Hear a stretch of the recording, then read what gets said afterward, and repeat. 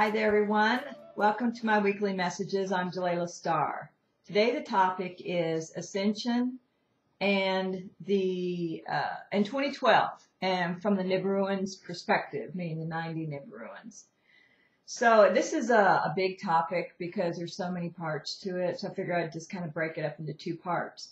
The first one, we're going to talk about what is Ascension and how does it occur in its connection to 2012. And then the second one, we're going to be talking about probably more about the light body, what the connection is with the light body, and what connection there is to the biblical rapture. Okay, so for the first one, because a lot of people ask me this, what about Ascension? It's like there's a lot of information out there, and there's so many different methods and things like that are going on that it's very confusing for a lot of people. So let's talk about Ascension. Ascension is I guess you could call the elevation, okay, in consciousness and in body. So it happens both physically and mentally. From a mental perspective or mind perspective, it is about shifting our consciousness. And we shift our consciousness, which is a culmination of all our beliefs, from fear-based to integrated. And integrated means that we no longer see things as right or wrong. We realize that everything has a value. It's basically God consciousness. It's the way that God thinks. We always hear about God unconditionally loves the sinner, and the what do you call it? The perpetrator as well as the victim. He loves them equally, and we think, well, how do you do that? Well, there is a level of consciousness. And a consciousness, of course, is a set of beliefs that allows a person to think that way. That is our true nature when we're above the the polarities of right and wrong and good and bad and light and dark. So we have to ascend from a polarized viewpoint to an integrated or God conscious viewpoint.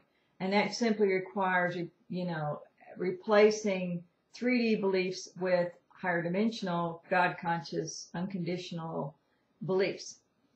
So that's the mind part of it.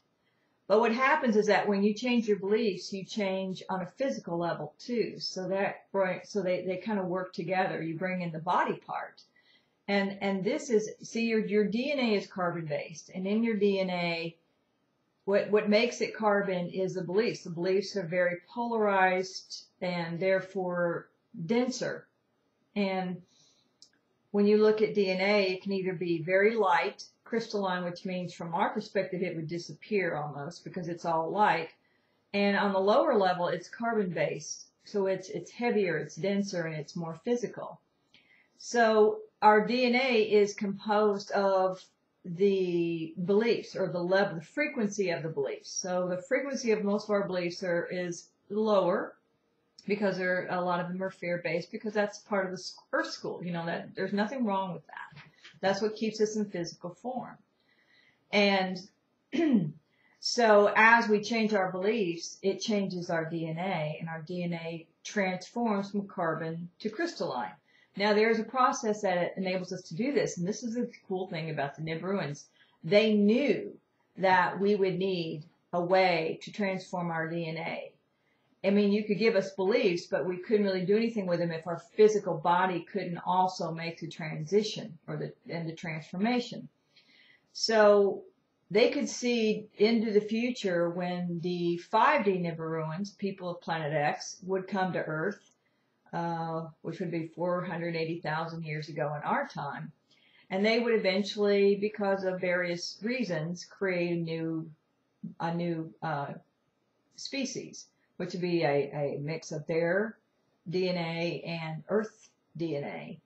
And they would include in that the ability for this new species to evolve. Eventually, through many upgrades, they got to that point.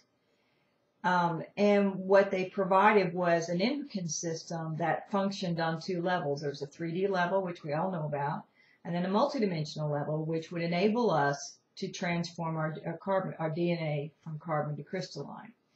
So the Nibiruans focused, I mean, when they disconnected, well, we don't want to get into that. When they disconnected our 10 strands, they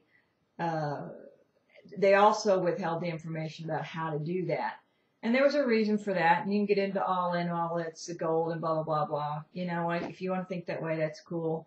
But here's the deal. They've given us back the ability to use that endocrine system at a higher level so that we can now evolve. Because eventually, you know, they'd like to not have to.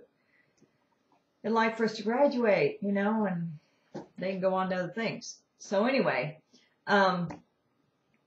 so there is a way to ascend the physical form as well, and it does involve using the endocrine system at the higher level.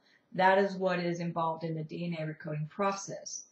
Now, there's talk about other forms of ascension, other forms of DNA activation, reconnection, and realignment, and all those are necessary because the Nibiruans are not just one species, and there's not just one species down here on the planet walking around in human form. There's many different species here, the starseeds, and they, depending on their DNA or their genetics, require certain additional support. So their species are channeling through and giving us these activation or realignment or connection methods that will support their species, and you will always be drawn to the process that works for you. What the Nibiruans give is an overall process that will address the overall needs of the population of Earth. So you have the overall general, and then you have the specifics given by different groups that will add or boost the process for the species that requires it. That was a little confusing. But anyway, that is what is meant by ascension. Now, what is the connection to 2012? Well, every 13,000 years, our planet crosses the galactic equator. That is a given.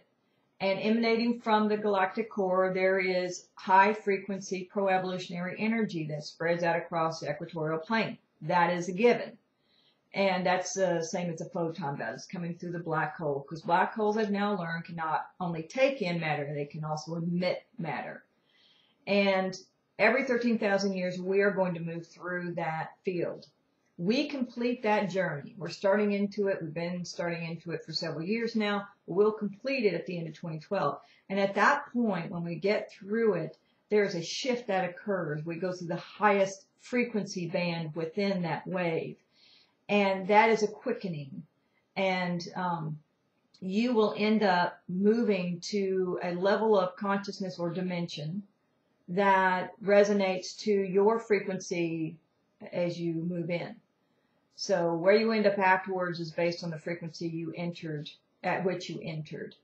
So that's a connection to 2012, Ascension in 2012. We'll go more into that in the next part. But anyway, I thought I'd share that with you. Hopefully it'll help answer some of your questions and some of the confusion. And I guess that's it.